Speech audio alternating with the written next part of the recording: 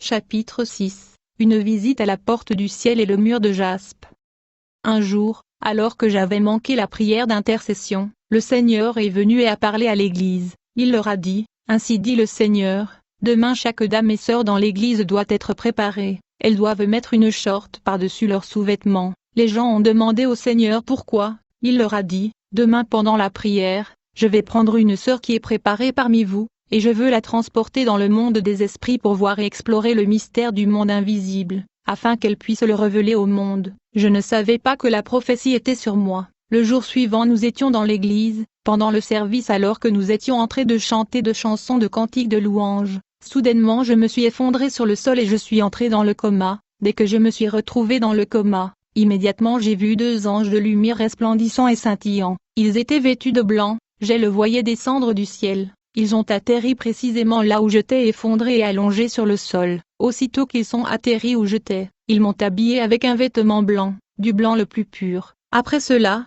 j'ai vu une échelle qui allait de la terre et montait vers le ciel. Après avoir été habillés en vêtements de lumière, nous avons commencé à grimper cette échelle qui atteignait le ciel. L'escalier reliait la terre et le ciel, alors qu'on approchait du sommet de l'échelle.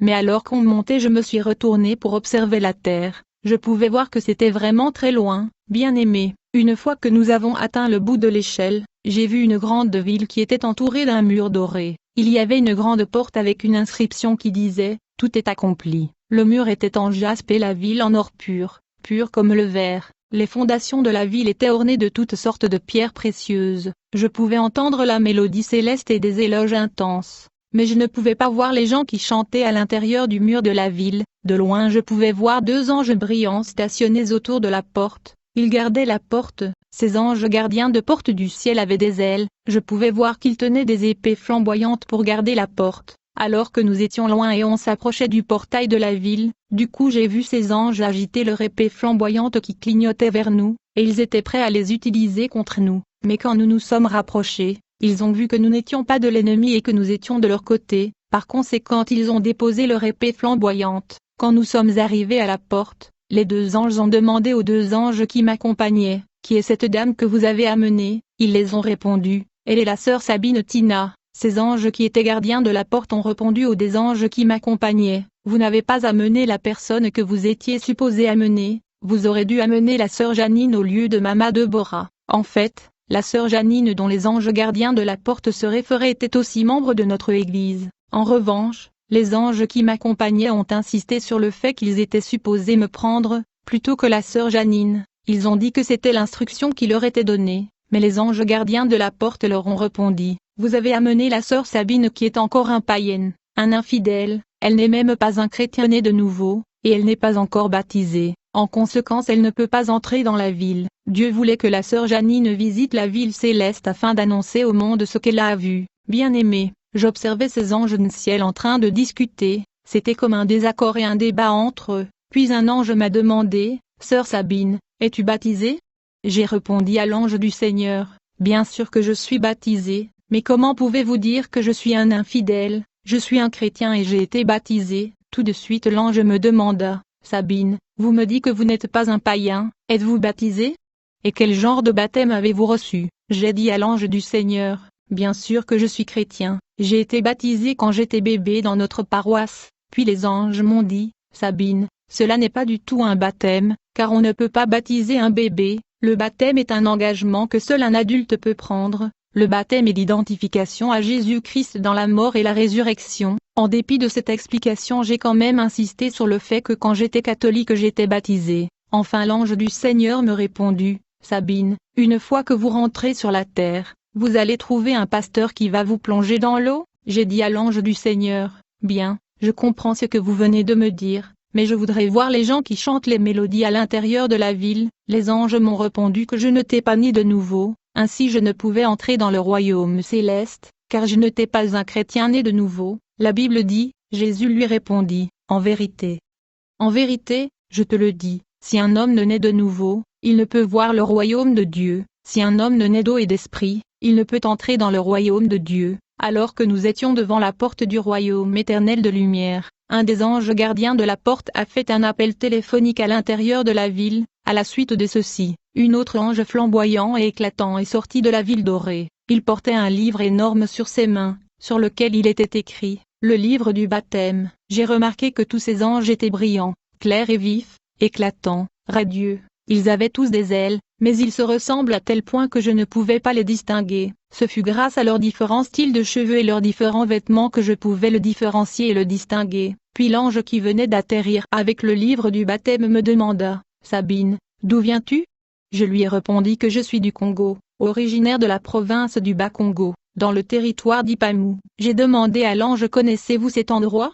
Il me répondit « Je le connais parfaitement ». Aussitôt, cet ange radieux a ouvert le livre du baptême, et il est allé aux pages du continent africain, et ensuite il ouvra les pages de la République démocratique du Congo, précisément dans les pages de ma province et mon district. Enfin, il a cherché et vérifié mon nom parmi les gens qui sont baptisés dans ce territoire du Congo. Cependant, il ne pouvait pas trouver mon nom dans la liste des gens qui étaient baptisés. Pourtant j'étais baptisé quand j'étais bébé par le prêtre catholique dans la paroisse locale de mon district. Ainsi, l'ange de l'Éternel me dit, « Sabine, tu n'es pas dans la liste des personnes qui sont baptisées sur ce territoire. » Dès que l'ange du Seigneur me dit cela, j'ai commencé à palabrer avec lui. Je lui dis, « Mais comment pouvez-vous dire que je ne suis pas baptisé? Comment pensez-vous que j'ai obtenu ce nom de Sabine? » C'était le jour du baptême dans la paroisse que j'avais reçu ce nom. J'ai été baptisé dans l'église catholique quand j'étais bébé, et donc je faisais palabre à cet ange qui tenait le livre de baptême. J'ai dit à l'ange du Seigneur, « S'il vous plaît, vérifiez encore dans le territoire de Kikwit où j'ai eu ma confirmation. » L'ange prit son temps et vérifia dans le territoire de Kikwit. Toutefois, il ne pouvait pas trouver mon nom. Malgré cela, je lui ai demandé de vérifier dans la ville de Bandundu où j'ai laissé ma carte de baptême. Aussitôt qu'il a vérifié dans le page de cette province, il ne trouvait pas mon nom. Finalement l'ange du Seigneur me dit, « Sabine, le baptême veut dire que tu dois être immergé dans l'eau. Par contre l'aspersion de l'eau, ou le fait de sauter le feu ne sont pas de baptême biblique. » Ensuite, j'ai vu un ange qui se tenait non loin de nous. Il prit une sorte de téléphone et il a appelé l'ange de l'Éternel qui était l'ange de mon église sur la terre. En effet, chaque église sur la terre a un ange déployé par le Seigneur, comme cela est bien écrit dans l'Apocalypse de Jean. La Bible dit, « Écris donc les choses que tu as vues, et celles qui sont, et celles qui doivent arriver après elles, le mystère des 7 étoiles que tu as vues dans ma main droite, et des 7 chandeliers d'or. » Les 7 étoiles sont les anges des 7 églises, et les 7 chandeliers sont les 7 églises, écrit à l'ange de l'église d'Éphèse. Une fois que cet ange appela l'ange de mon église, il lui dit, « Dis aux gens dans l'église de cesser de chanter des louanges, ils doivent commencer à intercéder parce que la sœur Sabine va tout de suite revenir à la vie. » Alors j'ai vu l'ange de mon église à travers le Saint-Esprit transmettre le message à l'église par la prophétie. J'ai compris que certains de prophéties sont des appels téléphoniques du ciel au peuple de Dieu dans leur rencontre. Plus tard, je suis revenu sur terre et j'ai réintégré mon corps. Chapitre 7, ma conversion.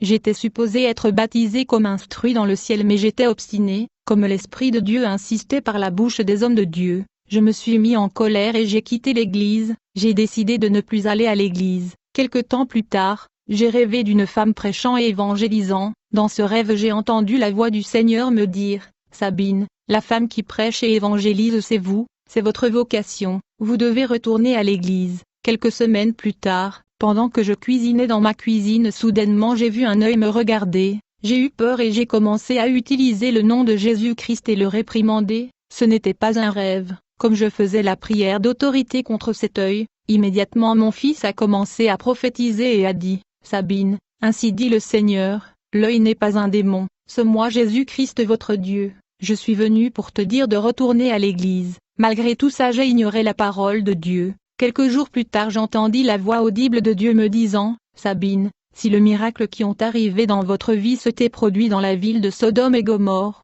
ce peuple aurait été sauvé, vous devez retourner à l'église. » J'ai dit à Dieu, étant donné que ces pasteurs insistent sur le baptême je ne reviens pas, s'il vous plaît trouvez une autre personne, bien-aimé. J'étais un rebelle, comme Jonas qui fuyait la mission de Dieu, comme je continue à ignorer les instructions de Dieu, il changea la stratégie, Dieu a permis au diable de me frapper de la pauvreté, de persécution et de la maladie, mon mari me quitta et m'abandonna avec des enfants, ceci n'était que le début de ma souffrance. J'ai beaucoup souffert et ça a atteint un point où j'ai commencé à manquer de nourriture et de vêtements. Mes enfants allaient à l'école dans de conditions misérables, sans nourriture et sans chaussures. J'étais affligé par cette calamité. Une nuit j'ai commencé à pleurer, et mes enfants qui souffraient aussi de malnutrition m'ont rejoint et nous avons tous commencé à pleurer. Nuit-là nous avons dormi dans la tristesse. Je dormais cette nuit-là, quand j'ai vu le Seigneur Jésus-Christ dans une vision. Il me demanda, « Sabine, pourquoi pleures-tu » J'ai dit « Seigneur,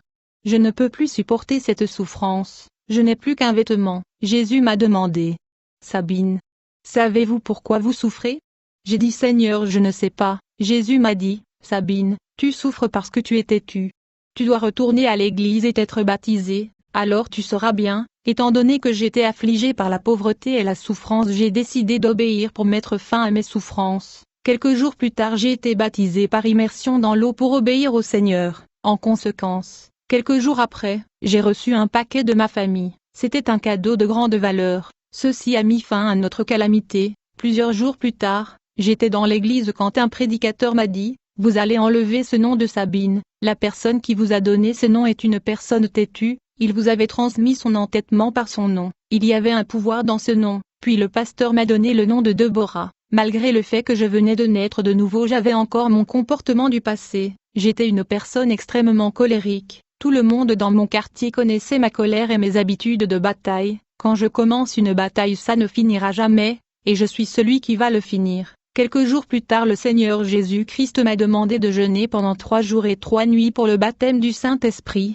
Immédiatement j'ai commencé 3 jours de jeûne et de prière. Quand j'étais dans la prière, le Seigneur m'a montré la racine de ma mauvaise caractère. Dans cette vision, j'ai vu un gorille qui est apparu devant moi. Il était le démon qui me manipulait dans le combat. Jésus-Christ m'a dit, « Sabine, demandez à votre mère ce qui se passa lors de votre naissance. » Plus tard, quand je parla à ma mère, elle m'a dit, « Quand vous êtes né, je vous ai lavé avec le crâne de singe afin que vous soyez plus fort. » Dis-je à ma mère, « Si tu voulais vraiment que je sois plus forte, pourquoi te plaignais-tu quand je me battais contre tout le monde dans le quartier ?» Je n'étais pas content à ce sujet, et cela explique pourquoi je suis allé apprendre toutes sortes de disciplines d'arts martiaux afin de me battre tout le temps. J'ai été baptisé dans l'Esprit Saint et j'ai commencé à parler en langue pendant ces 3 jours de jeûne et prière, mais le problème de ma caractère n'était toujours pas résolu. En fait, quand je me mettais en colère pour calmer cette colère, je devais détruire ou casser quelque chose autour de moi. J'étais très fort car j'avais un démon gorille en moi. J'avais expliqué comment ma maman m'avait lavé avec le crâne gorille. Le renversement de l'autel familial. Dans ce chapitre, Jésus-Christ me révéla les esprits qui contrôlent la vie des enfants de Dieu. Certains de ces esprits entrent dans nos vies lors de la naissance aux genèses de nos vies. Il y a donc des démons qui entrent dans nos vies lors de la naissance. Je me souviens quand j'étais né, une femme m'avait volé. Dès que la paroisse et le prêtre local m'avaient retrouvé, il y eut dispute entre ma maman et la dame qui m'avait volé. Lors de ces disputes, cette dame demandait que je sois de partager en deux, pour qu'elle prenne une moitié de mon corps. Depuis cet incident lors de mon enfance, j'ai remarqué quand je grandissais, la partie gauche de mon corps fonctionnait différemment de la partie droite. À chaque fois que je tombais malade, la partie gauche souffrait, mais la partie droite allait bien. Même aujourd'hui, ma main gauche est différente de ma main droite. Il y a le déséquilibre même dans ma façon de marcher, à cause de la manque de compatibilité entre mes 2 jambes. Ma vie était comme séparée ou divisée. J'avais également remarqué ceci: si pendant cette semaine je fais de bons rêves, la semaine suivante sera caractérisée par de mauvais rêves. Je me posais de questions à propos de ce manque d'harmonie et uniformité dans ma vie. Ce fut pendant la prière que Jésus m'a fait comprendre les paroles de cette dame, qui avait dit au prêtre devant ma mère: « Nous allons départager Sabine, je veux prendre une partie et mon contestant va prendre l'autre partie. » Jésus me dit: « Ce sont les paroles prononcées sur ta vie lors de l'enfance qui t'affectent de la sorte. Beaucoup de mes enfants souffrent à cause de paroles, des cérémonies et gestes qui ont été faits sur eux alors qu'ils n'étaient qu'enfants. Ils n'étaient même pas au courant de cela, mais ils sont tout de même affectés, et tant qu'ils ne détruisent pas les liens et les jougs des démons de la jeunesse de leur vie, ils vont souffrir. Ils doivent chercher ma face dans la prière. La Bible dit: « Invoque-moi, et je te répondrai, je t'annoncerai de grandes choses, des choses cachées, que tu ne connais pas. Vous me chercherez, et vous me trouverez, si vous me cherchez de tout votre cœur, je me laisserai trouver par vous, dit l'Éternel. » Toujours dans le cadre de renversement des forteresses.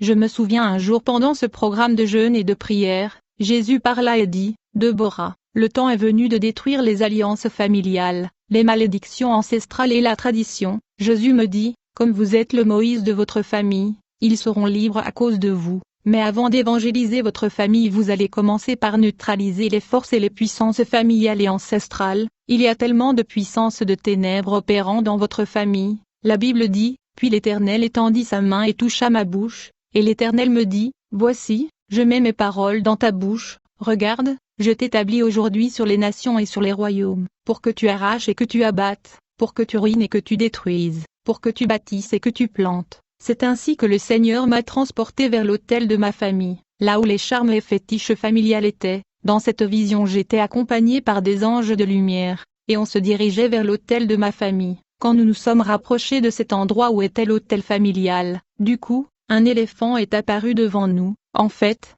cet éléphant était un démon opérant dans ma famille pour plusieurs générations. Dès qu'il a apparu, les anges du Seigneur m'ont encouragé à le réprimander au nom de Jésus-Christ. Sans tarder, j'ai pris autorité au nom de Jésus-Christ et j'ai chassé cet esprit. À propos, je me souviens pendant l'adolescence, mes parents nous disaient que notre famille était protégée par un esprit de l'éléphant. À l'époque j'étais un enfant et je ne pouvais pas comprendre de quoi ils parlaient, mais ce jour-là j'ai vu cet esprit de l'éléphant dont mon père me parlait, et je l'ai chassé au nom de Jésus-Christ. Puis nous avons continué à avancer. Au fur et à mesure j'avançais avec les anges de l'Éternel vers l'autel familial. Soudainement un autre esprit qui dominait ma famille surgit devant nous. Je pouvais voir que ce démon avait la forme d'un lion. Je l'ai chassé au nom de Jésus-Christ. Il était un de démons opérant dans ma famille pendant de nombreuses générations. Puis un grand serpent apparut devant nous. Ce serpent était un autre démon qui contrôlait et dominait dans ma famille. Je me souviens quand nous grandissions, mon père nous disait que quand nous mourions nous deviendrions de serpents. Immédiatement j'ai utilisé le nom de Jésus-Christ contre ce serpent et il a disparu. Les chrétiens doivent engager, lutter et vaincre les pouvoirs qui dominent dans leur famille. Sinon il y aura des limites et des barrières à plusieurs niveaux. Quand je suis arrivé là où l'autel de ma famille était, j'ai brûlé les fétiches et charmes en présence des anges du Seigneur. Instruction sur la purification et sanctification. Puis le Seigneur Jésus-Christ m'a instruit de jeûner pendant 10 jours. Ce jeûne et cette prière étaient vraiment durs pour moi, mais j'ai obéi à la voix du Seigneur et à toutes ses instructions. En conséquence, mon niveau spirituel a été catapulté. Dieu a ordonné à mes dirigeants d'écrire tout ce qui allait m'arriver pendant ces 10 jours de jeûne et de prière. À cette période j'ai vu des visions et des rêves, et j'ai été révélé des mystères cachés. Pendant que j'étais dans 10 jours de jeûne et de prière, du 1er au 7e jour le Seigneur m'enseigna le brisement. Jésus m'enseignait comment passer de l'enfance à la maturité spirituelle, comment se débarrasser du vieil homme et comment crucifier la chair, parce que j'étais une personne colérique. Je me rappelle un jour alors que j'étais en prière, Jésus me dit, « Deborah, vous devrez abattre votre maison. » Quand le Seigneur me dit cela j'étais dans l'église, immédiatement je suis allé à la maison. J'étais sur le point de détruire ma maison. Dès que mes voisins m'ont vu ils ont cru que j'avais perdu la tête. Tout de suite ils se sont pressés de m'arrêter. Immédiatement j'ai entendu Jésus me dire, « Deborah, je parle de ta chair qui doit être crucifiée, non pas ta maison physique mais plutôt ton comportement. » La Bible dit, Jésus leur répondit, « Détruisez ce temple, et en 3 jours je le relèverai. » Après cet incident Jésus me dit, « Deborah, tu dois te brosser les dents afin de sentir bon devant Dieu. » Il était midi dès que j'ai pris mon brosse à dents pour brosser les dents. C'est alors que j'ai entendu Jésus me dire, « Deborah, je parle plutôt de la purification et de la sanctification. Si tu veux me servir tu dois avoir un cœur pur et blanche, comme les dents blancs qui sont brossées régulièrement. » Jésus me dit, « Deborah, quand quelqu'un ne brosse pas ses dents, dès qu'il te parle tu éloignes ta face pour éviter l'odeur de ce pas. Pareillement, quand vous vous présentez devant mon trône avec un cœur méchant, malveillant, et tortueux, je éloignerai ma face, et je cacherai mon visage. Par contre, la sainteté fera en sorte que vous soyez un parfum de bonne odeur quand vous vous rapprochez devant le trône de Dieu dans la prière. En effet, tes péchés font que tu sens mauvais quand tu t'approches du trône de Dieu. Tu dois donc te purifier. C'est comme ça que tu pourras dégager l'odeur du parfum devant le trône de Dieu, car ceux qui vivent dans le péché dégagent une mauvaise odeur devant Dieu. Puis Jésus me dit, « Deborah, je veux venir te visiter et vivre avec toi, mais cependant tu dois mettre de l'ordre dans ta maison. Pour cette raison tu vas le nettoyer. » Le Seigneur me dit, « En premier lieu, tu vas commencer par enlever le toile d'araignée qui sont dans ta maison, puis tu vas nettoyer tes propres vêtements afin qu'ils soient propres. Ensuite tu vas arranger ta chambre. Une fois que cela est fait, tu vas devoir allumer une lampe dans ta maison qui ne doit jamais s'éteindre. » Sans tarder, je me suis mis au travail. J'ai enlevé tout le toile d'araignée qui était sur le toit de ma maison comme instruit par Jésus-Christ. Ensuite j'ai nettoyé la maison. Puis j'ai lavé tous mes habits et j'ai fait la lessive, enfin j'ai arrangé ma chambre et j'ai allumé la lampe, puis je me suis reposé pour attendre l'arrivée du Seigneur qui devait venir me visiter. Alors que j'attendais le Seigneur, tout à coup j'ai entendu sa voix, il me dit, « Deborah, la maison dont je vous ai demandé de nettoyer n'est pas physique. À vrai dire, je parle de votre cœur. Chaque jour vous devez apprendre à nettoyer votre cœur en confessant vos péchés et en renonçant à vous-même. Chaque jour vous devez crucifier la chair afin de remettre de l'ordre dans votre maison. La Bible dit, approchez-vous de Dieu, et il s'approchera de vous. Nettoyez vos mains, pécheurs, purifiez vos cœurs, hommes irrésolus. Sentez votre misère, soyez dans le deuil et dans les larmes, que votre rire se change en deuil, et votre joie en tristesse. Jésus me dit, quand je t'ai demandé de laver tes vêtements, je voulais dire que tu dois te purifier et te sanctifier. Les vêtements propres veut dire les bonnes œuvres de la justice. La Bible dit, heureux ceux qui lavent leurs robes, afin d'avoir droit à l'arbre de vie, et d'entrer par les portes dans la ville. La Bible dit, réjouissons-nous et soyons dans l'allégresse, et donnons-lui gloire, car les noces de l'agneau sont venues et son épouse s'est préparée, et il lui a été donné de se revêtir d'un fin lin éclatant pur, car le fin lin, ce sont les œuvres justes des saints. Ensuite le Seigneur me dit, Deborah, quand je t'ai demandé d'enlever les toiles d'araignée dans ta maison, je voulais dire que tu dois sortir de coutumes, de rites et de traditions de la maison de ton père et de ta mère. Tu dois sortir de l'idolâtrie, du fétichisme et de la superstition de ta tribu. Le Seigneur Jésus dit, Deborah, la lampe que je t'avais demandé d'allumer, qui ne doit jamais s'éteindre, est la prière d'intercession, auquel tu dois vaquer tout le jour. Rappelle-toi, je t'ai dit de ne jamais éteindre cette lampe. En d'autres termes, tu dois prier jour et nuit, tu dois prier sans cesse, tu dois toujours prier, la flamme de la prière ne doit jamais s'éteindre. Jésus dit, je t'avais demandé de mettre le rideau dans ta maison, je voulais dire que dans la mesure où tu es ma servante, tu dois être prudent dans ce monde. Voici, je vous envoie comme des brebis au milieu des loups.